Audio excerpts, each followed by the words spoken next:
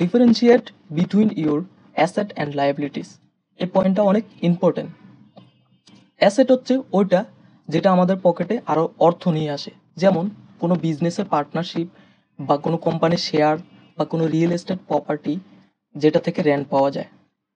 আর অন্যদিকে লায়াবিলিটিস হচ্ছে ওটা যেটা আমাদের পকেট থেকে অর্থ নিয়ে যায়, যেমন এক্সপেন্সিভ ফোন, এক্সপেন্সিভ কার, এক্সপেন্সিভ অ্যাপার্টমেন্ট বা ফ্ল্যাট, যেটা ক্রয় করার জন্য অনেক অর্থ ব্যয় হয় এবং এর মেনটেন্যান্সের জন্য পরে অর্থ ব্যয় করতে হয়।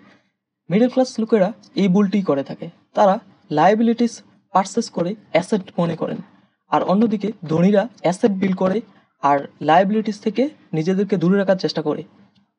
গরিব এবং ধনীদের অর্থের লেনদেন এমনই হয়ে থাকে, গরিবের কাছে অর্থ আসে জব থেকে এবং প্রয়োজনীয় জিনিসের জন্য খরচ করে ফেলে, এবং মিডল ক্লাসদের কাছেও জব থেকে অর্থ আসে কিন্তু তারা প্রয়োজনীয় জিনিস এবং লায়াবিলিটিসের জন্য খরচ করে ফেলে।